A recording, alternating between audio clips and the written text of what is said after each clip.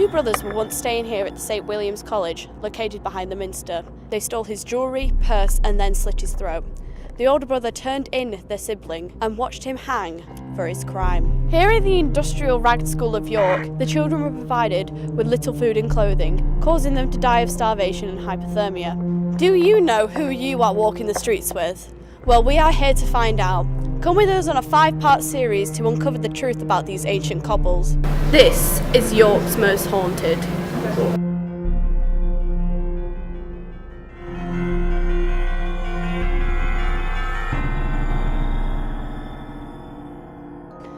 Hello and welcome to York's Most Haunted. It is said that York is the most haunted city in Europe, with 104 ghosts and 504 reported hauntings. It's brought so much attention to the city that we've opened many attractions, including the York Ghost Walk. Such spectres include a Tudor lady on the Roman walls and a nun that died in a windowless room. So today we are going to see York's oldest licensed pub, see who you are sharing your pint with.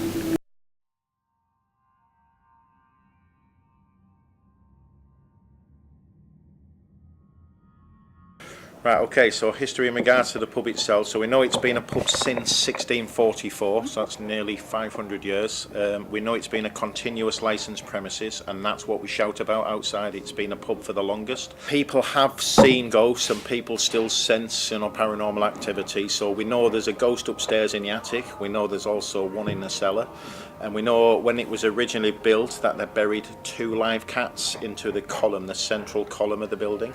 And apparently those 2 cats are to ward off evil spirits. Have you or any of your colleagues seen any strange happenings or paranormal activity? I haven't on a personal note, but my colleagues, some of them have. Some of them claim to have seen flashes of light and orbs and all sorts of stuff. But again, on a personal note, I've lived here for a year. I'm not a believer.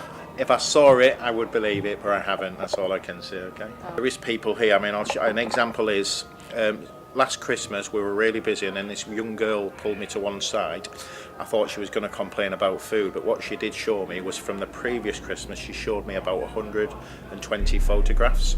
So they were on a hen do, there was 30 of them here, and every time they took photographs with a particular girl in the picture, there was some type of light or a face in a fire or a face in a mirror.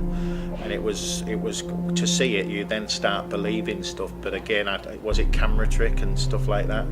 So it's, yeah, we do live off it, in regards to the pub. We live off our history, and because it's so old, obviously people put magic and ghosts and everything into it. But the very famous book and film that it's in is centred around magic. It's not really magic, because I've read the book and watched the film. It's really about the afterlife, and it's about bringing the afterlife into this, sort of into where we are now, and it's about us going into the afterlife. So lots and lots of history, and some of my team are working, if you want to ask them, but they all believe, like when you tell some of these stories, when the backs of your, and the hairs on the back of your neck stand up and stuff like that. But I'm just not a believer. So like when I first walked in, I felt just a little bit dizzy when I first walked in.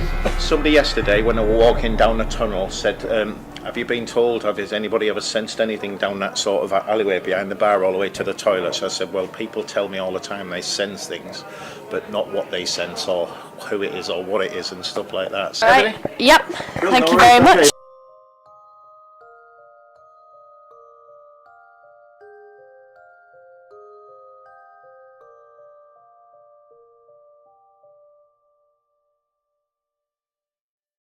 So now we know what wanders the halls of the old Star Inn, but that makes us question what else lurks in the night.